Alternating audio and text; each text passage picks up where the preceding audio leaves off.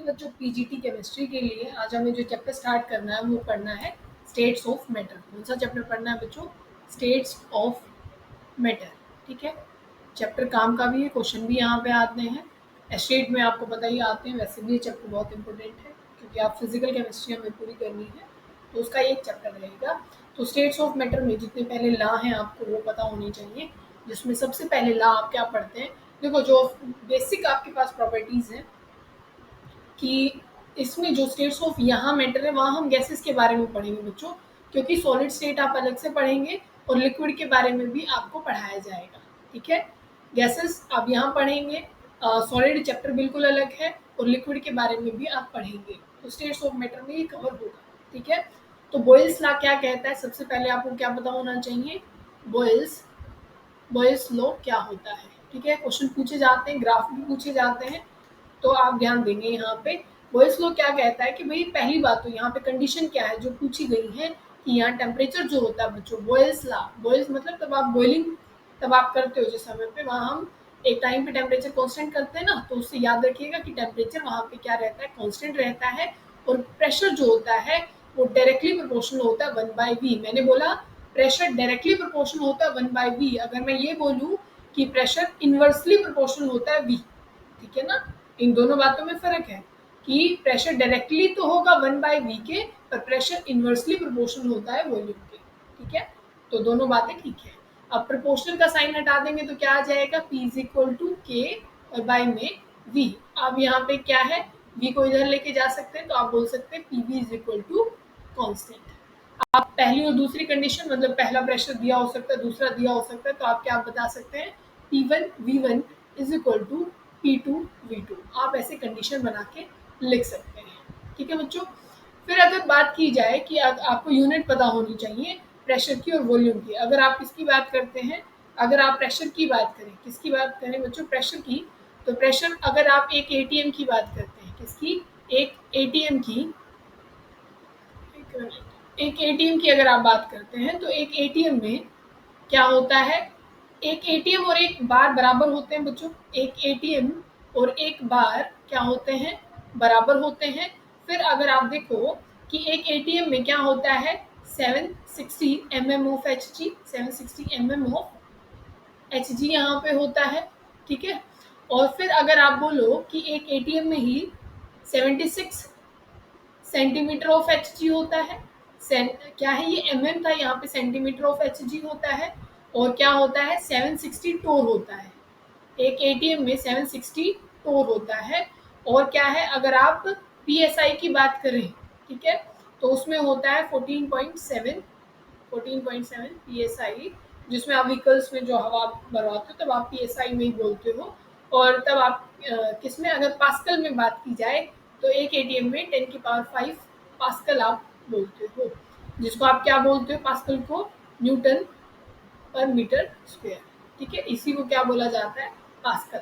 फिर अगर आप बोले वॉल्यूम की जितनी यूनिट्स है, किस चीज़ की? वॉल्यूम की। तो वॉल्यूम में क्या है कि एक लीटर में बच्चों, एक लीटर में कितने ml होते हैं? एक लीटर में 1000 ml होते हैं, ये सबको पता है।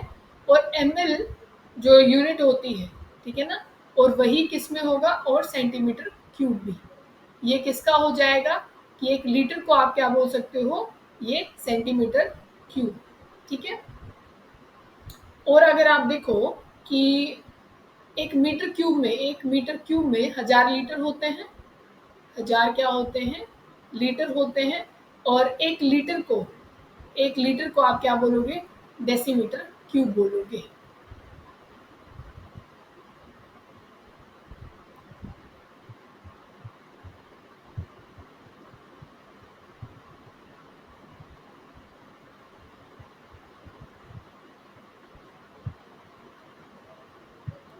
फिर आपको बच्चों वॉल्यूम की यूनिट देखनी है। किसकी देखनी है? वॉल्यूम की यूनिट।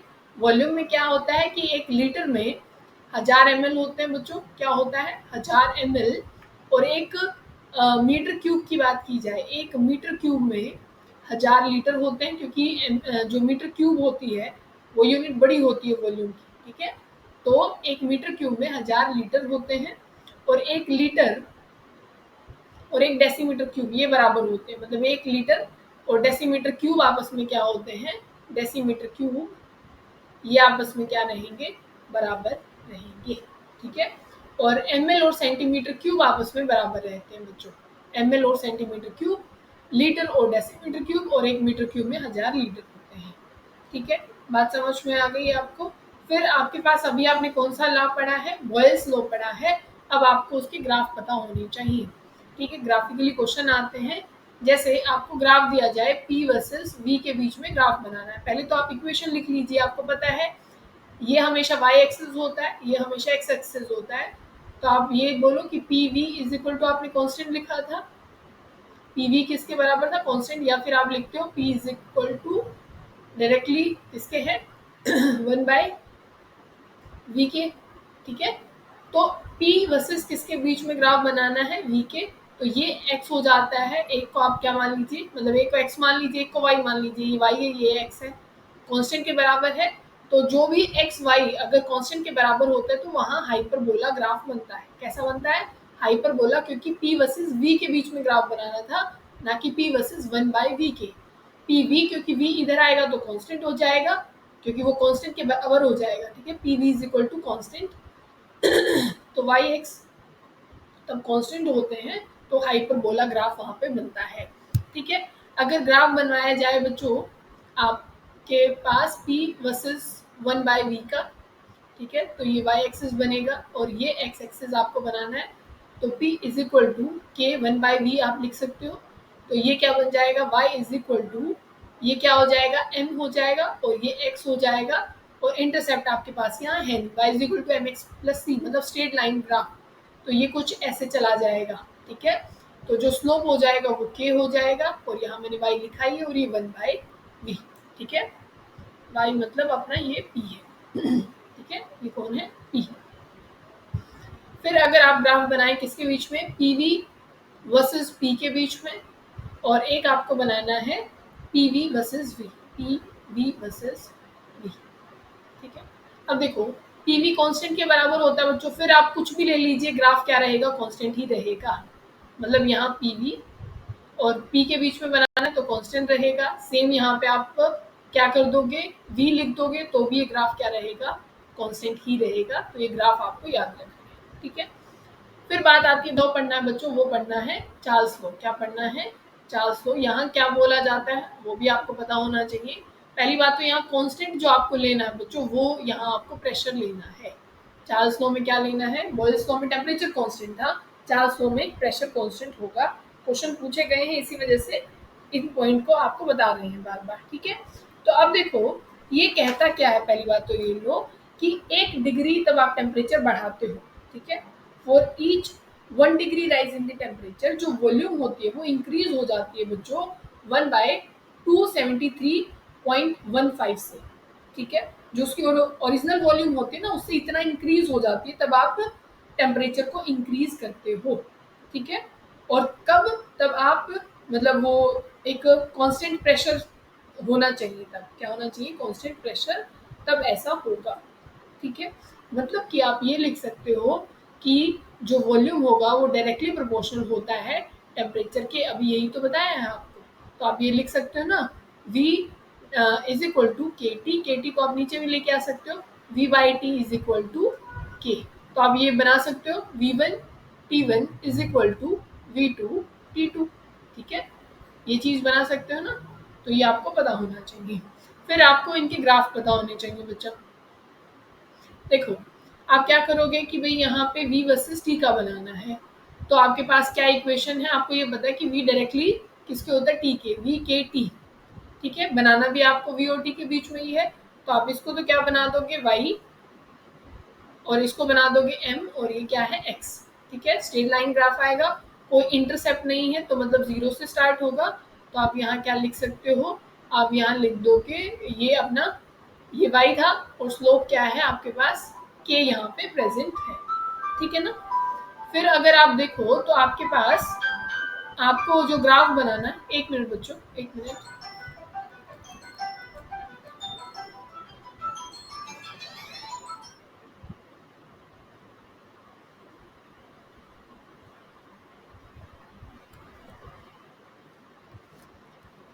फिर जो आपको ग्राफ बनाना है वो बनाना है बच्चों v वर्सेस 1/t के बीच में। किसके बीच में? v वर्सेस 1/t के बीच में ग्राफ बनाना है। तो आप ये लिख सकते हो कि भाई आपके पास जो v, आप t को इधर ले आइए, तो आप इसको ऐसे भी तो लिख सकते हो ना, v into 1/t is equal to constant. और मैंने कहा था तब y इंटू में x या x इंटू में y अगर कांस्टेंट के बराबर होता है तो हाइपरबोला ग्राफ बनता है। तो ये ऐसे बन जाएगा v वर्सेस 1/t। समझ में आ गया होगा। फिर नेक्स्ट देखो, फिर आपको बनाना है v/t वर्सेस v के बीच में और v/t वर्सेस t के बीच में ग्राफ बनाना है। तो नॉर्मल सी बात है, क्या रहेंगे ये v/t और v कांस्टेंट रहेगा, दोनों में ही कांस्टेंट रहेगा क्योंकि vt किसके बराबर होता है? कांस्टेंट के बराबर। तो सारी चीजें क्या हो जाएंगी? कांस्टेंट। ठीक है। फिर जो नेक्स्ट लॉ है बच्चों वो कौन सा है? गे-लुसैक लॉ। ठीक है। और ग्राफ जो चार्ल्स लॉ के हैं एग्जैक्टली वही इसमें भी आएंगे। ठीक है। तो क्या पढ़ना है हमें? गे-लुसैक लॉ। ठीक है। अब ये देखिए इसमें क्या बोला जाता है, यहाँ है कि अगर आप वॉल्यूम को कांस्टेंट रखते हैं, क्या करते हैं, अगर वॉल्यूम क्या हो जाती है? कांस्टेंट हो जाती है, तो यहाँ जो प्रेशर होगा वो किसके डायरेक्टली प्रोपोर्शनल होगा? टेम्परेचर के डायरेक्टली प्रोपोर्शनल होगा। तो गे-लुसैक लॉ में क्या होता है? P directly proportional to temperature. इसमें भी आप यही करेंगे, डायरेक्टली का साइन हटा देंगे, P is equal to KT आप लिख सकते हैं, लिख दोगे ना। तो यहाँ पे और क्या लिख सकते हो आप कि P, इस T को नीचे ले आइए, P/T is equal to K। Equation क्या बना दोगे? T1 is equal to P2 और ये सॉरी T2। ठीक है। ये चीज आ जाएगी। जो हमने क्या पढ़ा सबसे पहले? Boyle's law. बॉयल्स लॉ में क्या था? आपने ये पढ़ा PV is equal to constant. ठीक है। या P ये डायरेक्टली प्रोपोर्शनल, या इसको हटा लीजिए K1/V के, यही पढ़ा था। अभी ऊपर क्या पढ़ा? Charles law. चार्ल्स लॉ में आपने क्या पढ़ा बच्चों? आपने पढ़ा कि जो V होता है डायरेक्टली प्रोपोर्शनल T के होता है। यहाँ पे आपने क्या पढ़ा? प्रेशर जो होता है वो डायरेक्टली प्रोपोर्शनल T के होता है। यहाँ V किसके था? T के। और P किसके डायरेक्टली है? यहाँ T के। किसमें? गे-लुसैक लॉ में। यहाँ प्रेशर कांस्टेंट था, यहाँ वॉल्यूम कांस्टेंट है। ठीक है। अब एग्जैक्टली जो ग्राफ होते हैं वो बिल्कुल चार्ल्स लॉ जैसे ही हैं, क्योंकि सब कुछ यही तो बनेगा। अभी हमने यहाँ किसको? वॉल्यूम को कांस्टेंट रखा है, तो वहाँ वॉल्यूम की जगह क्या आ जाएगा? P आ जाएगा। ग्राफ तो सेम ही रहेंगे। फिर जो नेक्स्ट लॉ होता है बच्चों वो है एवोगैड्रोस लॉ। क्या है? Avogadro law. अब लिख देते हैं यहाँ पे एवोगैड्रोस।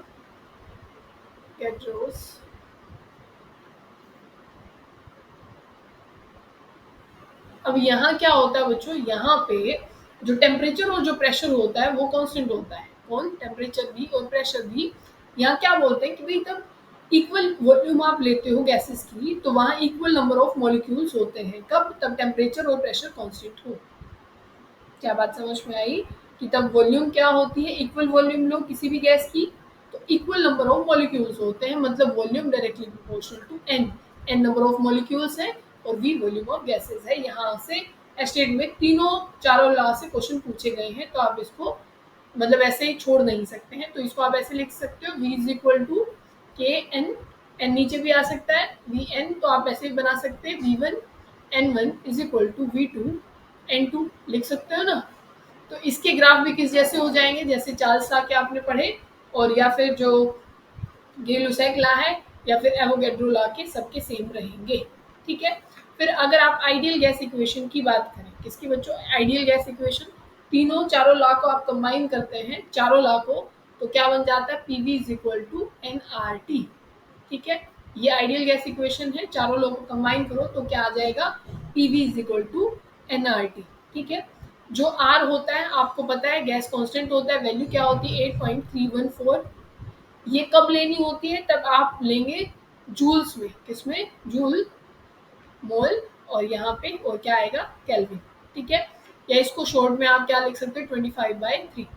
और अगर आप किसमें लेंगे? लीटर ATM में बच्चों। किसमें? लीटर और ATM में आपके पास ऐसे प्रेशर रहेगा, तो आप वैल्यू R की लेंगे। ये ध्यान से सुनना है आपको। ठीक है। 0.0821। 0.0821 कब? तब लीटर ATM पर मोल केल्विन होगा। या इसको 1/12 भी लिखा जा सकता है। और कैलोरी लोगे तब क्या, कैलोरी तब लोगे, कैलोरी में निकालनी होगी कैलोरी, मोल, केल्विन, तो आप वैल्यू 2 लेंगे आर की। बात समझ गए? आर की वैल्यू तब जूल में होगा तब क्या लेनी है, लीटर एटीएम में होगा तब ये लेनी है, कैलोरी में होगा तो 2 लेनी है। बात समझनी है ध्यान से, ठीक है? बात समझ में आ गई ना? फिर आपको पता होना चाहिए कंटेनर होते हैं बच्चों आपके पास कई तरीके के। कंटेनर क्या है? एक होता है आपके पास मूवेबल क्लोज्ड कंटेनर, मूव हो सकता है क्लोज कंटेनर, जैसे बलून हो सकता है, ठीक है? आपने देखा होगा ना, क्लोज है वो, रिजिड नहीं है, क्लोज है, मूवेबल है, मूव करता रहता है।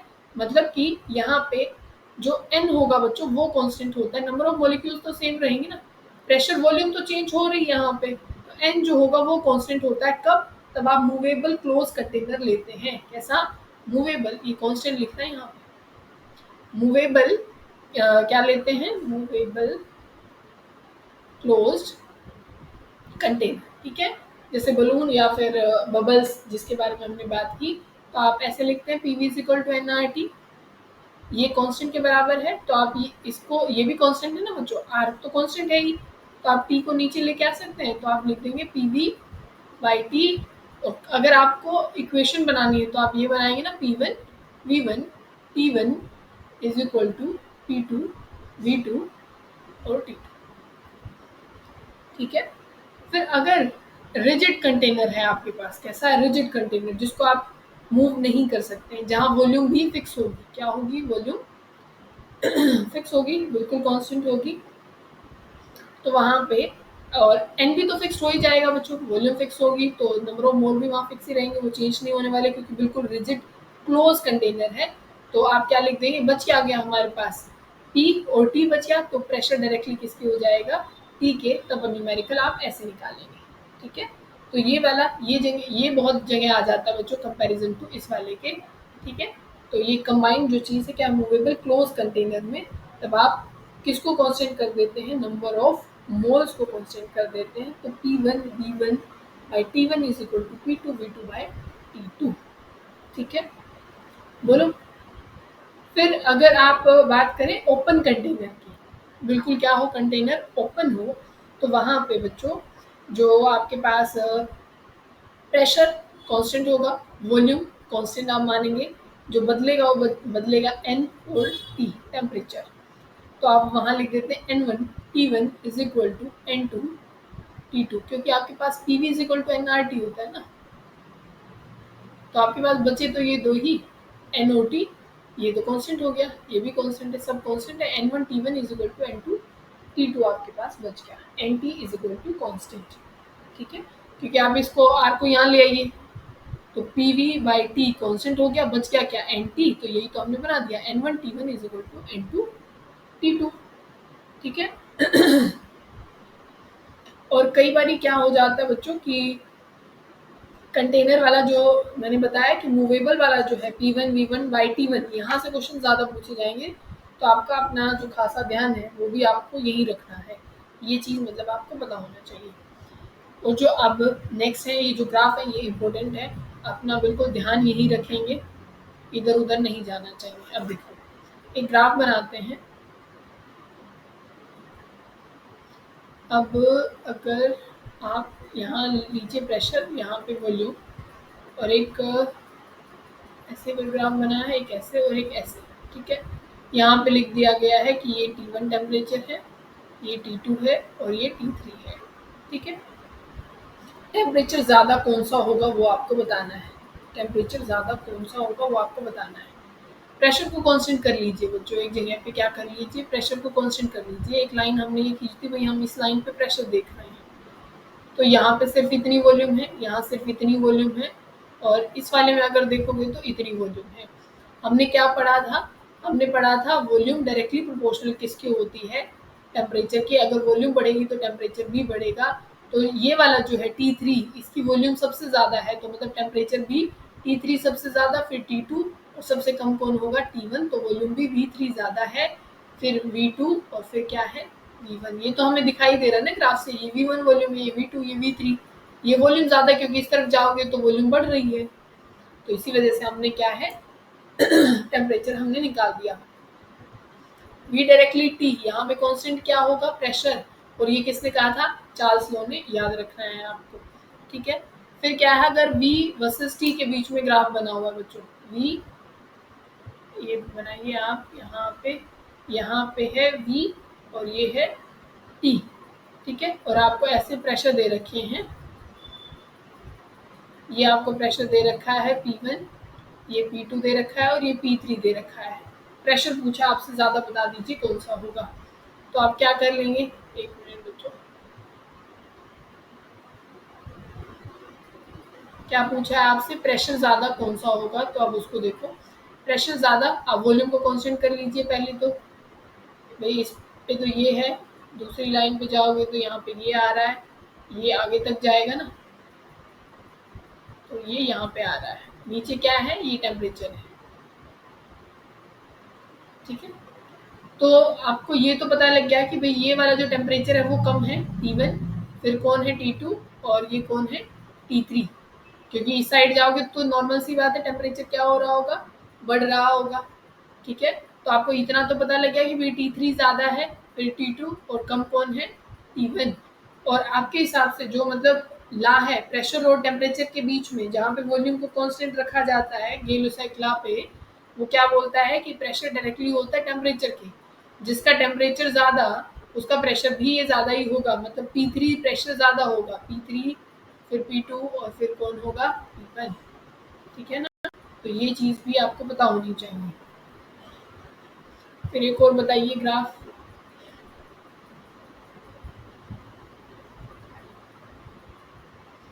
यहाँ पे आप प्रेशर ले रहे हैं, यहाँ पे आप टेम्परेचर ले रहे हैं, और यहाँ पे ये लाइनें खींच दी गई हैं। एक आपको यहाँ पे वॉल्यूम लिख दी गई है, मान लीजिए एक V1 लिख दी गई है और एक V2 लिख दी गई है। जैसे आप यहाँ पहले एक लाइन खींचिए प्रेशर को कांस्टेंट करते हुए, यहाँ पे ये क्या हो जाएगा, T1 टेम्परेचर रहेगा, आगे और थोड़ा कर लीजिए इसको, तो यहाँ जाएंगे लगभग आगे एक कांस्टेंट लाइन पे, ये T1 टेम्परेचर है, T2 है, तो T2 ज़्यादा टेम्परेचर है कंपैरिजन टू T1। ला क्या कहता है वॉल्यूम और टेम्परेचर में, कि वॉल्यूम डायरेक्टली होता है टेम्परेचर के, तो यहाँ पे V1 अगर वॉल्यूम है, ये V2 वॉल्यूम है, तो V2 क्या होगा बच्चों, ज़्यादा होगा कंपैरिजन टू V1 के। तो ऐसे आपको ग्राफ निकालने हैं, वॉल्यूम टेम्परेचर आपको बता दिया जाता है, फिर आपसे पूछा जाता है, ठीक है। फिर आपसे जो डेंसिटी का रिलेशन है वो बहुत फेमस है, आपको पता भी होना चाहिए कि कैसे निकालते हैं। आपको पता है PV is equal to NRT होता है, PV is equal to NRT होता है। आपको क्या करना है कि मान लीजिए, अब नंबर ऑफ मोल को कैसे लिख सकते हैं, PV is equal to given mass by molecular mass होता है, ये RT, V को इधर ले आइए, मास को इधर ले जाइए, PM is equal to W by V, W by V क्या होती है, डेंसिटी, तो आप लिख दीजिए PM is equal to DRT, तो आप M को नीचे ले आइए, लिख सकते हैं ना ऐसे, ये तो क्या हो जाएगा, एक तो आपको यहाँ से क्या पता लग रहा है, या तो डेंसिटी को उधर ले जाइए, एक मिनट बच्चों,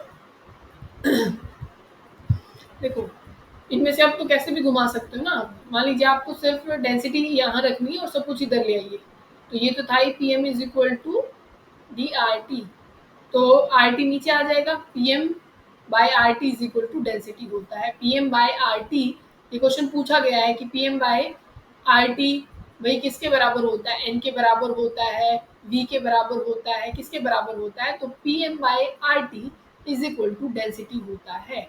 तो ये क्वेश्चन पूछा गया है स्टेट में 2-3 बार, तो आपको पता होना चाहिए, ठीक है। फिर है आपके पास डाल्टन्स लॉ, कौन सा बच्चों, Dalton's law of partial pressure. ये क्या कहता है कि भाई तब आप दो नॉन रिएक्टिंग गैसेस को, या कितनी भी, दो नहीं कितनी भी नॉन रिएक्टिंग गैसेस हैं, अब उनको मिक्स करते हैं, तो जो टोटल प्रेशर लगता है वो सम होता है उनके पार्शियल प्रेशर का। मतलब आपने भाई CO2 ले ली, O2 ले ली और हाइड्रोजन ले ली, उनको मिक्स कर दिया, तो टोटल किसके बराबर प्रेशर होगा, वो होगा उनके पार्शियल प्रेशर के। भाई ऑक्सीजन अकेले में जितना प्रेशर लगा रही थी उतना ही तब उनके साथ और गैसेस के साथ होगी तब भी उतना ही लगाएगी, तो उनको जोड़ दीजिए उतना ही प्रेशर आ जाएगा। तो P टोटल किसके आ जाता है, P total is equal to P1 plus P2 P3, ऐसे ही आप जोड़ते जाएंगे, जितनी भी गैसेस होती हैं तो वो उसका सम हो जाएगा, ठीक है। और जो आप जो पार्शियल मतलब प्रेशर जो निकालते हैं गैस का, प्रेशर ऑफ गैस जो आप निकालते हैं पार्शियल प्रेशर, वो कैसे निकालते हैं?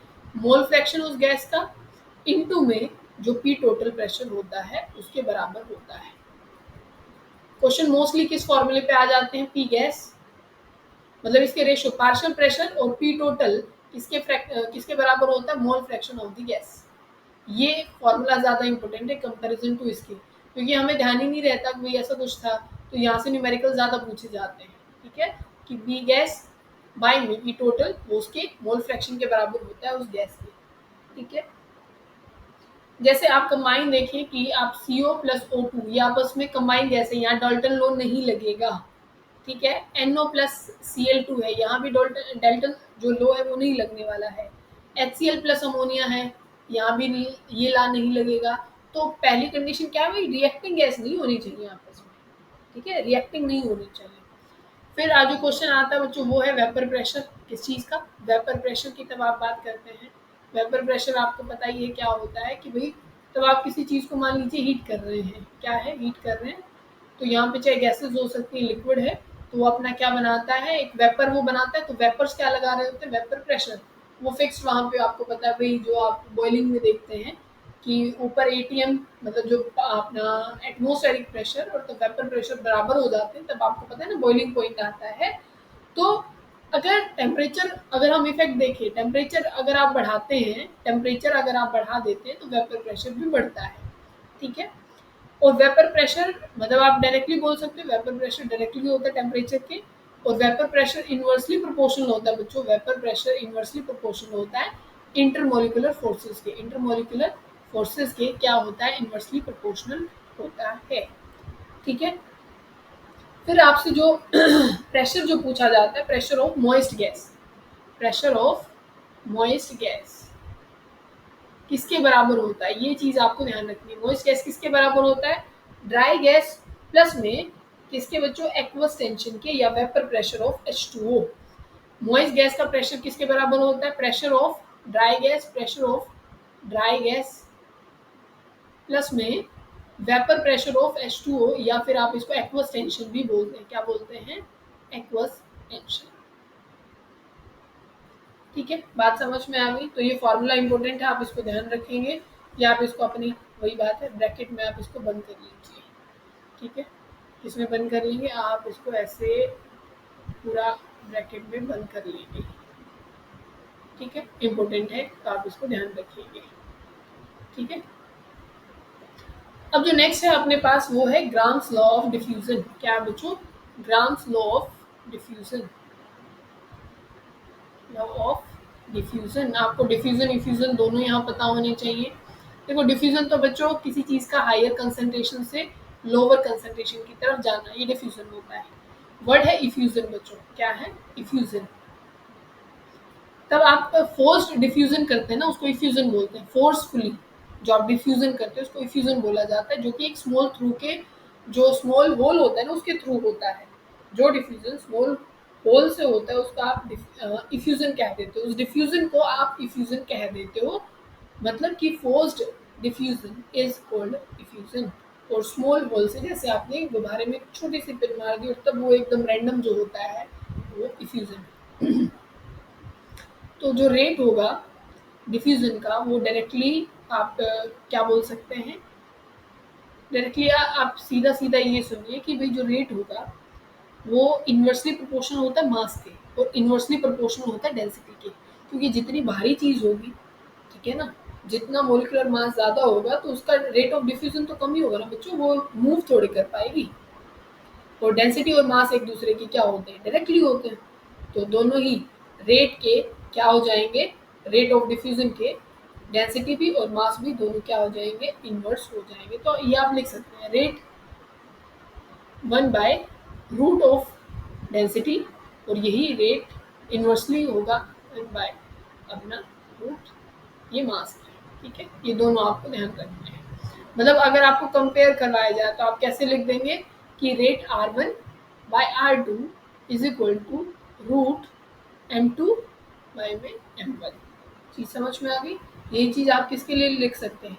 डेंसिटी के लिए भी लिख सकते हैं और यही चीज़ आप मतलब जो रेट होता है आप वो वेलोसिटी और टाइम में लिख सकते हैं, नंबर ऑफ मोल और टाइम से लिख सकते हैं, या लेंथ और टाइम से भी लिख सकते हैं। मतलब ये रेट जो होता है उसका रिलेशन बच्चों लेंथ और टाइम से भी होता है, और नंबर ऑफ मोल और टाइम से भी होता है, और वेलोसिटी और टाइम से भी होता है। ठीक है, वो आप लिख देते हैं, एक लिख देते हैं कि सारे लिख देते हैं। R1 R2 वो किसके बराबर होगा? बराबर होगा कि V1 V2 मतलब वेलोसिटी, और टाइम की जब आप बात करेंगे T2 इंटू में T1। और यही चीज़ आप और किसके बराबर हो जाएगी? Number of mole N1 N2 और T2 बाई T1। और वही लेंथ की बात करोगे तो L1 L2 इंटू में T2 बाई T1। तो मतलब इस R1 R2 की जगह पे आप ये तीनों चीज़ें भी रख सकते हैं। V1 बाई V2 इंटू में T2 बाई T1 वो वेलोसिटी टाइम है, नंबर ऑफ मोल टाइम है, लेंथ और टाइम है। ठीक है, बात समझ में आ गई? ठीक है, चलो ये भी बहुत बढ़िया है। और अगर फिर जो सबसे मेन आपको पता है काइनेटिक गैस जो थ्योरी है हमारे पास, ठीक है, क्या है काइनेटिक गैस थ्योरी? ये क्या कहती है? यहाँ आप तब कंडीशन मानते हैं आइडियल गैस के लिए कि वहाँ क्या होती है, अट्रैक्शन फोर्सेस नहीं होगी मॉलिक्यूल्स के बीच में, there is no force of attraction between molecules. सुनते जाएंगे। फिर क्या होता है कि जो वॉल्यूम होता है मॉलिक्यूल्स का उसको भी नेग्लिजिबल माना है। किसको? एक तो फोर्स ऑफ अट्रैक्शन नहीं होगी बच्चों, फिर जो वॉल्यूम माना गया है मॉलिक्यूल्स का उसको भी क्या माना गया है बच्चों? नेग्लिजिबल माना गया है। फिर जो मोशन होगा मतलब उसको स्ट्रेट लाइन और एक रैंडम मोशन में माना गया है। क्या माना गया है? स्ट्रेट लाइन और रैंडम माना गया है। फिर क्या है कि जो कोलिजन होते हैं वो परफेक्टली इलास्टिक होते हैं। कैसे होते हैं? परफेक्टली इलास्टिक होते हैं। और जो एवरेज काइनेटिक एनर्जी होती है वो डायरेक्टली प्रोपोर्शनल होते हैं बच्चों एब्सोल्यूट टेम्परेचर के। क्या बोला है? कि जो काइनेटिक एनर्जी होती है, क्या है? काइनेटिक एनर्जी होती है वो डायरेक्टली प्रोपोर्शनल होती है एब्सोल्यूट टेम्परेचर के। ठीक है, अब देखो काइनेटिक गैस इक्वेशन क्या है? पहली बात तो क्या है?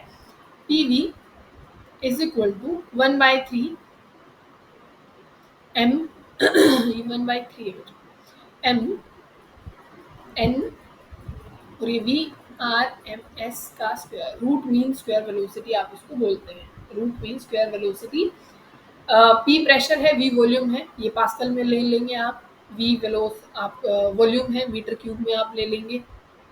ये 1/3 है।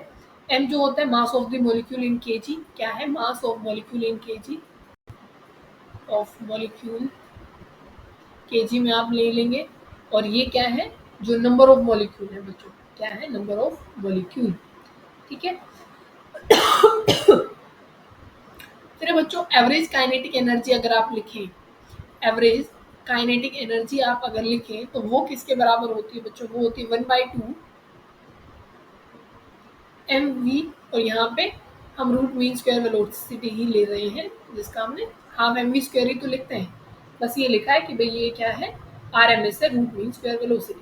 ठीक है, इस इक्वेशन को आप 2 से मल्टीप्लाई कर दीजिए बच्चों, 2 से डिवाइड कर दीजिए। हम यहाँ 2 लिख दें, 2 से मल्टीप्लाई किया है और 2 से क्या कर दिया है? डिवाइड कर दिया गया है। तो आप इसको लिख सकते हो 2/3 1/2 M N VRMS। ठीक है, ये चीज़ आपने लिख दी। तो आपके पास क्या आ गया? या तो आप इस चीज़ को, ये पूरी चीज़ क्या हो जाएगी? काइनेटिक एनर्जी हो जाएगी। यहाँ नंबर ऑफ मॉलिक्यूल्स ही तो है, यहाँ पे सिर्फ हमने मास माना है, एन से मल्टीप्लाई कर देंगे तो ये एवरेज काइनेटिक एनर्जी हो जाएगी क्योंकि नंबर ऑफ मॉलिक्यूल भी ले लिए। तो ये एवरेज क्या हो जाएगी? Kinetic energy. इसको दूसरी साइड ले जाइए क्योंकि ये था PV इज इक्वल टू, तो ये इधर चला जाएगा तो क्या हो जाएगा? 3/2। PV किसके बराबर होता है बच्चों? NRT के। तो आप ये भी तो लिख सकते हो 3/2 इज इक्वल टू NRT। ठीक है, ये काइनेटिक एनर्जी के बराबर हो जाता है, या फिर आप इसको सीधा 3/2 RT भी ले सकते हैं। ठीक है, ये kinetic energy average kinetic energy के ये बराबर हो जाएगा, तो ये भी इम्पोर्टेंट है। फिर अगर 3/2 जो है आर को एवोगैड्रो नंबर से अगर आप डिवाइड कर देते हैं, R/N ने ये बहुत बार ये पूछा गया बच्चों स्टेट में ध्यान रखिएगा, R by N A gas constant by Avogadro number, इसको बोल्ट्जमैन कांस्टेंट बोला जाता है, जिसकी वैल्यू क्या होती है 1.38 इंटू 10 की पावर -23, 1.38 इंटू 10 की पावर -3 के बी इसको लिखा जाता है बोल्ट्जमैन कांस्टेंट। तो यहाँ पे मैंने आर को एन से मल्टीप्लाई किया इंटू टी, तो ये 3/2 के बी टी भी इसको लिखा जाता है, वो काइनेटिक एनर्जी के बराबर है। तो ये चीज़ भी इम्पोर्टेंट है। R by N A Boltzmann constant, K B value है 1.38 इंटू 10 की पावर -23। याद हो गया आर बाय एन ए क्या है, के बी क्वेश्चन पूछा गया है, इस वजह से बार बार बोल रहे हैं। ठीक है। फिर है बच्चों जो डिस्ट्रीब्यूशन कर्व है, मैक्सवेल बोल्ट्जमैन डिस्ट्रीब्यूशन कर्व जिसको आप बोलते हो, बोल्ट्जमैन या फिर मैक्सवेल डिस्ट्रीब्यूशन कर्व जिसको बोला जाता है, इंपॉर्टेंट है, ध्यान से सुनिएगा। ठीक है, आपके पास मान लीजिए एक ऐसे, एक मिनट बच्चों,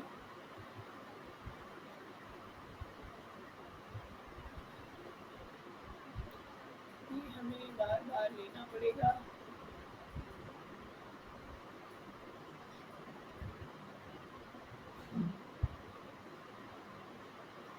अगर हम यहाँ लाइन खींच देते हैं, लाइन तो क्या है, यहाँ पे फ्रैक्शन ऑफ मॉलिक्यूल आप ले लें, क्या ले लें, फ्रैक्शन ऑफ मॉलिक्यूल, एम को क्या हुआ आज, ऑफ मॉलिक्यूल, और यहाँ पे आप ले लें अपना स्पीड को।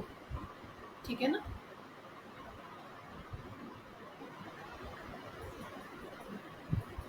तो यहाँ हमें कुछ एक तो कर्व ऐसे देखने को मिला, अभी बताते हैं कि दूसरा और कर्व क्यों बनाया गया है, सारे मतलब बताते हैं। अब ध्यान से देखिएगा, ऐसा बहुत पहली जो चीज़ है बच्चों इसके लिए बोली जाती है, जो वो क्या बोली जाती है कि भाई ऐसा बहुत कम फ्रैक्शन होता है, ऐसा बहुत कम फ्रैक्शन होता है मॉलिक्यूल का जिसकी बहुत लो वेलोसिटी हो और हाई वेलोसिटी हो।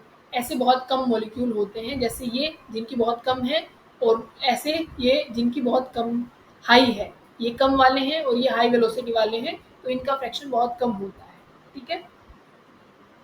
अगर आप जो कर्व है अगर वो फ्लैट हो जाए, इसका मतलब वो टेम्परेचर इंक्रीज हो रहा है। एक तो आप इसकी बात करें और इस कर्व की बात करें, तो जैसे ही कर्व फ्लैट होना शुरू हो जाता है, तो मतलब अगर आप यहाँ पे T1 टेम्परेचर की बात करते हैं, तो T2 टेम्परेचर ज़्यादा है, क्योंकि कर्व फ्लैट तभी होता है तब टेम्परेचर को आप बढ़ाते हो। और सेम चीज़ मास पे भी लगती है बच्चों, किस पे लगती है, मास पे भी लगती है। ठीक है ना। तो तब भी आप क्या कर देते हैं कि भाई टेम्परेचर बढ़ा देते हैं, तो टेम्परेचर बढ़ाने से क्या हो जाता है कि कर्व जो है वो फ्लैट होना शुरू हो जाता है। ठीक है ना। और जो मोस्ट ऑफ द मॉलिक्यूल के पास जो वेलोसिटी होती है उसको मोस्ट प्रोबेबल वेलोसिटी बोलते हैं। ठीक है। ज्यादा वेलोसिटी को मोस्ट प्रोबेबल वेलोसिटी नहीं बोलते। जिन मॉलिक्यूल्स के पास जो वेलोसिटी है, मान लीजिए क्लास में लोगों के बच्चों के ना 70% नंबर ज्यादा बच्चों के आए हुए हैं, तो उसको आप बोल दोगे मोस्ट प्रोबेबल नंबर। वेलोसिटी है तो मोस्ट प्रोबेबल वेलोसिटी आप उसको बोलते हो। ठीक है। ये नहीं कहेंगे कि भाई सबसे ज्यादा, मतलब सबसे ज्यादा तो 95 भी हो सकता है, 95% भी हो सकते हैं किसी के, तो उसको आप नहीं बोलोगे। जितने लोगों के पास, जितने मॉलिक्यूल्स के पास वो स्पीड ज्यादा है, उसी को आप बोलते हो मोस्ट प्रोबेबल वेलोसिटी। ठीक है। समझ में आ गया ना। तो इसको कैसे लिखते हैं, मतलब इसकी वैल्यू क्या होती है। और यही आप मास के लिए भी ये ग्राफ बना सकते हैं बच्चों। एक मास का तो मान लीजिए ग्राफ ये बना है, इसको थोड़ा सा बड़ा कर लेते हैं, एक मिनट। एक तो आपने ये बनाया है और एक बिल्कुल ये फ्लैट बन गया है, ये फ्लैट हो गया, तो ये m1 मास है, ये m2, तो m2 ज़्यादा होगा कंपैरिजन टू m1 के। ठीक है। फिर जो vmp जिसको हम बोल रहे थे मोस्ट प्रोबेबल वेलोसिटी, वो किसके बराबर होती है, 2RT, 2RT, लिखो इसको 2RT बाय m, किसके बच्चों, 2RT बाय m के। फिर जो आप इसको एक और तरीके से भी लिख सकते हैं, ये वेट अगर आप लिख रहे हैं एक तरीके से आप इसको लिख सकते हैं 2kT बाय में मोलिकुलर मास के। और अगर एवरेज वेलोसिटी लिखा जाता है बच्चों, क्या है एवरेज वेलोसिटी लिखा जाता है, वी एवरेज, वो लिखा जाता है 8RT, 8RT बाय में यहाँ पे लिख देंगे आप पाई एम। जो चीज आपको याद रखनी है वो भी बताते हैं। V R M S root mean square velocity, वो लिखते हैं आप रूट 3 RT बाय में एम। सबसे ज्यादा होती है बच्चों रूट मीन स्क्वायर वेलोसिटी, फिर होती है एवरेज वेलोसिटी, और फिर क्या होती है जो अपनी मोस्ट प्रोबेबल वेलोसिटी। सबसे ज्यादा आप आराम से याद रख सकते हैं, रूट मीन ज्यादा है, फिर आपके पास क्या है एवरेज है, और सबसे कम क्या है मोस्ट प्रोबेबल वेलोसिटी। रेशियो इनका क्या रहता है रूट 3, ये होता है रूट 8/पाई, और ये एम वाली क्या होती है बच्चों रूट 2। ये रूट 2 8/पाई और इसको रूट 3। और तो सब में यही है आर टी एम, सब में यही ना, RT/M तो सब में ही है। अलग क्या है, ये रूट 2 है, ये रूट 3 है, और यहाँ 8/पाई है, वो हमने लिख दिया। तो रूट 3 रूट 2 और ये रूट 8/पाई। ठीक है। फिर आपके पास जो आता है बच्चों इंपॉर्टेंट जो पॉइंट है कंप्रेसिबिलिटी फैक्टर, जिसको आप बोलते हो, क्या बोलते हो कंप्रेसिबिलिटी फैक्टर, जो रियल गैसेस के उसमें बोला जाता है। किसके लिए, रियल गैसेस के लिए। किसके लिए बच्चों, रियल गैसेस के लिए जो बोला जाता है। क्या बोला जाता है वो देखो, कंप्रेसिबिलिटी फैक्टर आपको पढ़ना है, जिसको आप जेड बोलते हो। क्या बोलते हो, जेड बोलते हो। काम का है बच्चों, बहुत ज्यादा इंपॉर्टेंट है, आप इसको ऐसे इग्नोर मत करना। क्या होता है, Z=PV/nRT। जेड क्या होता है, PV=nRT होता है। PV not PV=nRT, PV/nRT। ठीक है। वी यहाँ पे ऑब्जर्व वॉल्यूम है बच्चों, क्या है ऑब्जर्व वॉल्यूम आप इसको बोलते हो। ठीक है। और आप क्या करोगे, अगर पी को आप यहाँ नीचे ले जाए, मतलब पी ऑब्जर्व यहाँ पे लिख दें, NRT/P लिख दें, NRT/P। ठीक है। और जो NRT/P है उसको वी आइडियल बोला जाता है बच्चों। कौन सी वॉल्यूम बोला जाता है, वी आइडियल, मतलब वी ऑब्जर्व्ड बाय में वी आइडियल, यही जेड के बराबर होता है। ये भी काम का है और एक ये भी काम का है। ठीक है, दोनों आप याद रखिएगा। ठीक है, कई बार न्यूमेरिकल भी आ जाते हैं। फिर z की वैल्यू पे आता है कि z=1 है, z < क्या है बच्चों, ये अपना 1 हो जाएगा। ठीक है। और फिर क्या हो जाएगा, z>1 है। ये 3 केस बनते हैं। z=1 है तो आइडियल गैस इक्वेशन होगी, कौन सी होगी, आइडियल गैस होगी वो। वहां पे कोई आपको अट्रैक्शन नहीं मिलेगी, कोई रिपल्शन नहीं मिलेगी, कोई गैस लिक्विफाई नहीं होगी। ठीक है ना। तो ये आइडियल के सिचुएशन है, तब z=1 होता है। और z अगर < 1 होता है तो ये वाली केस भी रियल गैस के लिए है। किसके लिए, रियल गैस के लिए है। इंपॉर्टेंट है बच्चों, जितना स्टार लगा लोगे, जितना लगा लोगे उतना कम है। ये स्टार ही नहीं बने, ये पेन ही नहीं चल रहा आज ठीक है, तो ये इंपॉर्टेंट है, ये भी रियल गैस के लिए है बच्चों। अब देखो इसमें क्या होता है, अब उसको ध्यान से सुनना। यहाँ नेगेटिव डेविएशन होता है, तब < 1 होगा तो यहाँ नेगेटिव डेविएशन होगा। नेगेटिव डेविएशन समझ में आ गया। यहाँ पे अट्रैक्शन ज्यादा होगी कंपैरिजन टू रिपल्शन के, अट्रैक्शन ज्यादा होगी कंपैरिजन टू रिपल्शन के। ये आ रहा है बच्चों रिपल्शन। और इसको लिक्विफाई करना इजी है, इजी टू लिक्विफाई। इजी क्या है, इजी टू लिक्विफाई। लिक्विफाई आराम से आप कर सकते हो। लिक्विफाई आराम से कर लोगे। और easy to compress, easy to compress. ये सारे पॉइंट काम के हैं, याद रखने के हैं। इसका उल्टा कर लो अभी, तब z ज्यादा हो जाता है। रियल गैस है, पॉजिटिव डेविएशन होगा, रिपल्शन ज्यादा होगी अट्रैक्शन से, आसानी से लिक्विफाई नहीं होगी, कंप्रेस भी आसानी से नहीं होगा। ठीक है। अब नेक्स्ट देखो बच्चों, अगर आपके पास ईवी ग्राफ बनाया गया हुआ हो, एक मिनट,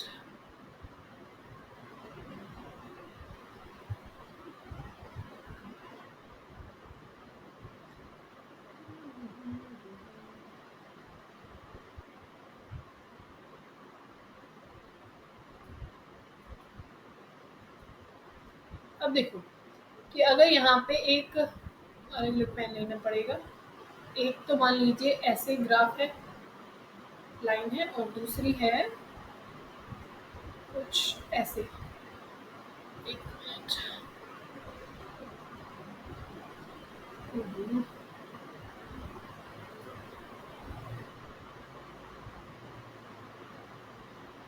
तो यहाँ पे आपको सेपरेशन ज़्यादा दिखाई दे रही है, P वर्सेस V का है, यहाँ सेपरेशन कम है, ठीक है।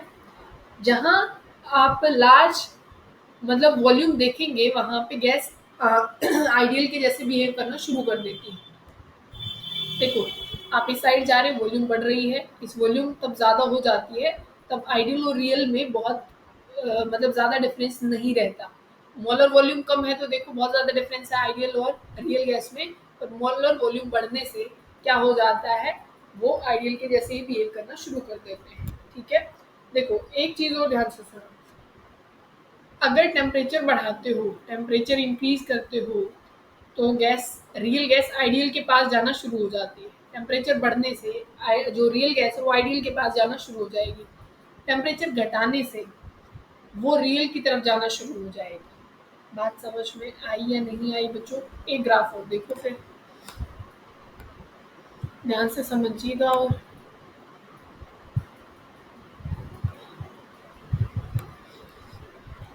इसने खुद ही क्यों बना दिया?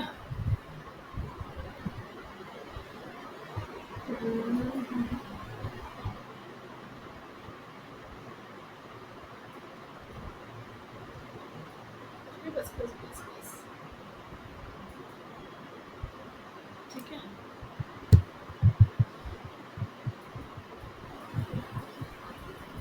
फिर अगर हम इसमें बोले, बच्चों ये तो खुद ही बना रहा है, पेन आज थोड़ा उल्टा पुल्टा काम कर रहा है। चलो ऐसे ही बना लेते हैं कि हमने क्या बोला कि हम एक ग्राफ बना रहे हैं, ऊपर पेन तो मना कर गया, मैं नहीं बना रहा, ठीक है। तो यहाँ पे आपने z इज इक्वल टू 1 ले लिया बच्चों, क्या ले लिया यहाँ पे, मतलब आइडियल गैस है यहाँ पे अगर जो भी आएगा तब, और नीचे तब आप देखो कि अगर यहाँ पे कोई गैस आ रही है मतलब वो आइडियल है, ये टेम्परेचर आपने मान लीजिए T1 माना, फिर आप क्या मान रहे हैं कि भाई एक इधर से कोई गैस गई, फिर इधर कोई गैस गई, इधर से कोई गैस गई, ठीक है। तब ऑल ओवर बात क्या कहना चाह रहे हैं कि अभी जो मैंने ऊपर बात बताई कि टेम्परेचर जितना ज़्यादा होगा वहाँ पे आइडियल गैस के जैसे वो बिहेव करेगा। टुवर्ड्स किसकी तरफ ग्राफ जाना शुरू हो जाएगा? आइडियल गैस की तरफ।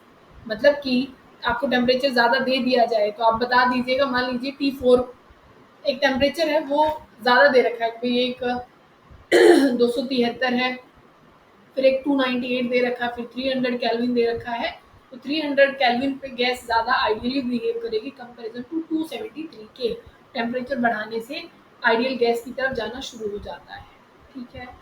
देखो, तब बिल्कुल लो प्रेशर होता है, लो प्रेशर तब होगा, लो प्रेशर होगा तब z इज इक्वल टू 1 के बराबर होगा, बिल्कुल लो प्रेशर पे। मॉडरेट पी पे बात करते हो आप, किसमें? मॉडरेट पी पे, तो z जो होगा वो लेस देन 1 होगा, और तब आप हाई प्रेशर पे बात करते हो तो z ग्रेटर देन 1 होगा, ठीक है। इतनी बात क्लियर हो गई? जेड की 1, ग्रेटर देन 1 और लेस देन 1 तीनों कंडीशन बहुत ज़्यादा इंपॉर्टेंट है, याद रखनी है। फिर है आपके पास वंडरवॉल इक्वेशन, ये भी बहुत काम की है बच्चों, बिल्कुल बहुत बहुत ज़्यादा काम की है वंडरवॉल गैस इक्वेशन। देखो क्या कहती है ये इक्वेशन, उसको लिख लीजिए आप। E प्लस आपके पास यहाँ पे n square a v square और इनटू में v minus N B is equal to N R T, ठीक है। a ये कांस्टेंट है, b भी एक कांस्टेंट है। इसको जो a आया है इसको प्रेशर करेक्शन टर्म बोलते हैं, मतलब ये जो होगी वो प्रेशर करेक्शन टर्म है और ये वॉल्यूम करेक्शन टर्म है। ये प्रेशर करेक्शन टर्म है और ये वॉल्यूम करेक्शन टर्म है, ठीक है। वॉल्यूम करेक्शन टर्म है। आपसे ए पूछा जाता है कि ए क्या है, तो यहाँ पे क्या है, ये जो एक मेजर पॉइंट है, मतलब मेजर करने का इंटरमोलिकुलर फोर्सेस ऑफ अट्रैक्शन, और क्या है इसका जो कनेक्शन रहेगा वो लिक्विफिकेशन से रहेगा। और ये जो बी है बच्चों, इसको एक्सक्लूडेड वॉल्यूम या को वॉल्यूम भी आप बोलते हो, एक्सक्लूडेड वॉल्यूम या फिर को वॉल्यूम भी बोला जाता है। ए बी वैसे तो कांस्टेंट है बच्चों, पर ये डिपेंड करते हैं नेचर ऑफ गैसेस पे। किस पे डिपेंड करते हैं? नेचर ऑफ गैस पे डिपेंड करते हैं। टेम्परेचर के ये इंडिपेंडेंट होते हैं, टेम्परेचर के क्या रहेंगे? Independent, nature of the gas पे डिपेंड करेंगे। यूनिट ए और बी की स्टेट में बहुत बार पूछी गई है तो आपको याद होनी चाहिए। यूनिट ऑफ ए की यूनिट क्या होती है बच्चों, ये होती है एटीएम, लीटर स्क्वायर, और मोल यहाँ पे हो जाएगा इसका स्क्वायर, ठीक है, इनवर्स में। बी का हो जाता है बच्चों unit of litre mole inverse, ठीक है। ये यूनिट ऑफ किसकी हो जाएगी, बी की हो जाती है, ठीक है। समझ में आ गया ना, बहुत बढ़िया। अब देखो, अगर आप पहला केस मानते हैं, पहला केस अगर आप माने कि भाई बहुत लो प्रेशर है, तो लो प्रेशर पे आप ए को भी नेग्लेक्ट कर देते हो और बी को भी नेग्लेक्ट कर देते हो।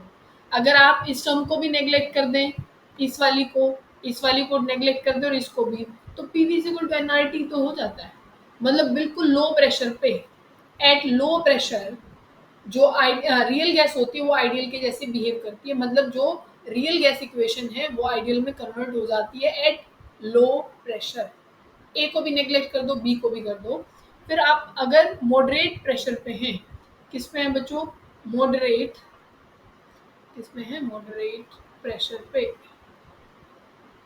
तो यहाँ आप क्या कर देते हैं, यहाँ एक तो क्या हो जाता है, z लेस देन 1 आएगा मॉडरेट पी पे, ठीक है। यहाँ बी को नेग्लेक्ट किया जाता है, जो एक्सक्लूडेड वॉल्यूम है उसको यहाँ से नेग्लेक्ट कर दिया जाएगा, ठीक है। तो वहाँ इक्वेशन क्या बच जाएगी, सिर्फ p plus N square a by में वी स्क्वायर इंटू में यहाँ पे क्या आ जाएगा, ये v is equal to N R T. 1 mole के लिए तो आर टी लिख सकते हैं, ठीक है ना। तो यहाँ आप इसको टोटल सॉल्व करेंगे तो आपके पास आ जाएगा z is equal to 1 minus a, 1 minus a, ये आर टी वी या वी आर टी आप लिख सकते हैं, 1 minus a V R T, ये हो जाएगा। ये किसके बराबर है, z के बराबर है, 1 minus a V R T, ठीक है ना। और ये वी एम जो, या आप यहाँ वी एम भी लिख सकते हैं 1 मोल के लिए, ठीक है ना, 1 मोल के लिए है। और तब बहुत हाई प्रेशर ले लेते हो तो z ग्रेटर देन 1 हो जाता है बच्चों, ठीक है। वहां पे आपको क्या करना पड़ता है, ए को नेग्लेक्ट करना पड़ता है एट वेरी हाई प्रेशर, ठीक है। बहुत प्रेशर हो जाएगा तो जो एक्स्ट्रा फोर्स आप अट्रैक्शन की काउंट कर रहे हो, इतनी हाई प्रेशर पे वो क्या ही काउंट करोगे, ना के बराबर ही लगेगी वो तो, ठीक है। तो तब आपके पास ए वाली टर्म, ये वाली नेग्लेक्ट कर दीजिए, एन स्क्वायर, ये वी स्क्वायर वाली, ठीक है, ये नेग्लेक्ट हो जाएगी तो बच जाए, क्या जाएगा, पी इंटू में वी माइनस एन बी, और ये किसके बराबर है, आर टी। सॉल्व करोगे तो पूरा तब आपके पास आ जाएगा z is equal to 1 plus P B by R T, ठीक है ना। ये आ जाएगा at higher pressure, at higher pressure z is greater than 1, क्योंकि z तब बन रहा है तब उसमें कुछ जोड़ रहे हो आप, ठीक है। तो ये आपको याद रखना है, ठीक है ना बच्चों। फिर है आपके पास क्रिटिकल टेम्परेचर, क्या होता है, देखो, एक ऐसा टेम्परेचर जिसके ऊपर आप गैस को लिक्विफाई नहीं कर सकते, एक ऐसा टेम्परेचर उसके ऊपर आप गैस को लिक्विफाई नहीं कर सकते हो, वो कैसे रहेगी, वो गैसियस फॉर्म में ही रहेगी, लिक्विड स्टेट वहां पे नहीं आ सकती है, ठीक है। देखो टेम्परेचर बढ़ता जाएगा तो नॉर्मल सी बात है, आप वो गैसियस फॉर्म में ही रहेगा, क्योंकि टेम्परेचर बढ़ाने से बच्चों एनर्जी आ जाती है, एनर्जी आएगी तो मॉलिक्यूल्स दूर दूर रहेंगे, है ना। तभी हम तो उसको कह रहे थे भाई वो आइडियल के जैसे बिहेव करता है। और जो क्रिटिकल टेम्परेचर होता है बच्चों, वो लगभग होता है 8A27 आरपी की, वही है।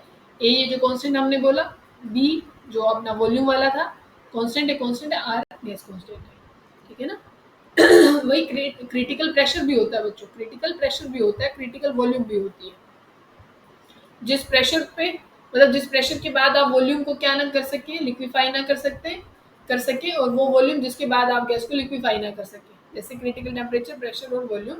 और Cp की वैल्यू यहाँ पे क्या होती है बच्चों, A/27 बी स्क्वायर, और Cv की बात जो होती है बच्चों, Vc is equal to 3b, ठीक है ना। तो एक क्रिटिकल टेम्परेचर, क्रिटिकल प्रेशर और क्रिटिकल वॉल्यूम यहाँ पे हो गया है, ठीक है। फिर जो आपको बात करनी है वो बात करनी है आपको लिक्विफिकेशन किसके बराबर होता है, ये बहुत ज़्यादा इम्पोर्टेंट है। ये हमने वहाँ कौन सा था, सरफेस केमिस्ट्री, वहाँ भी देखा था। तो ये चीज़ आपको याद रखनी है कि लिक्विफिकेशन जो होता है बच्चों, लिक्विफाई कब गैस आप कर सकते हो, लिक्विफिकेशन डायरेक्टली प्रोपोर्शनल होता है ए के अट्रैक्शन के, इन्वर्सली होता है बी के, वो डायरेक्टली होता है क्रिटिकल टेम्परेचर के। अगर एक का 300 डिग्री सेल्सियस है और एक का 400 डिग्री सेल्सियस है क्रिटिकल टेम्परेचर, तो जिसका टेम्परेचर ज़्यादा होगा उसकी लिक्विफिकेशन ज़्यादा होगी, मतलब 400 वाला आसानी से लिक्विफाई हो जाएगा। और जो ऑर्डर है लिक्विफिकेशन का, सबसे ज़्यादा होती है बच्चों H2O, फिर होता है NH3, फिर होता है CO2, फिर होता है CH4, और फिर कौन होता है बच्चों अपने पास CO, फिर O2, फिर N2, और सबसे कम है H2। ठीक है, तो ये ऑर्डर है गैसेस के लिक्विफाई होने के। ठीक है, एक होता है बच्चों बॉयल्स टेम्परेचर। क्या है बॉयल्स टेम्परेचर? जहाँ पे रियल गैस आइडियल के जैसे बिहेव करना शुरू कर देती है, उसको आप क्या बोल देते हो? उसको आप बोल देते हो बॉयल्स टेम्परेचर। जिस टेम्परेचर पे जो रियल गैस है वो आइडियल के जैसे बिहेव करना शुरू कर देते हो, उसको आप बॉयल्स टेम्परेचर बोलते हो। तो आप उसको टीबी बोलते हो बच्चों। क्या है? टीबी। तो वो किसके बराबर होता है? A/RB के बराबर। कॉन्स्टेंट है AB, RB और ये BB। ठीक है, तो यहाँ पे जो अपना चैप्टर है स्टेट्स ऑफ मैटर गैसेस वाला, वो यहाँ खत्म हो जाता है। हमें सॉलिड स्टेट भी पढ़ना है, लिक्विड वाला भी हमें पढ़ना है। ठीक है, तो यहाँ से ये चैप्टर खत्म हो जाएगा।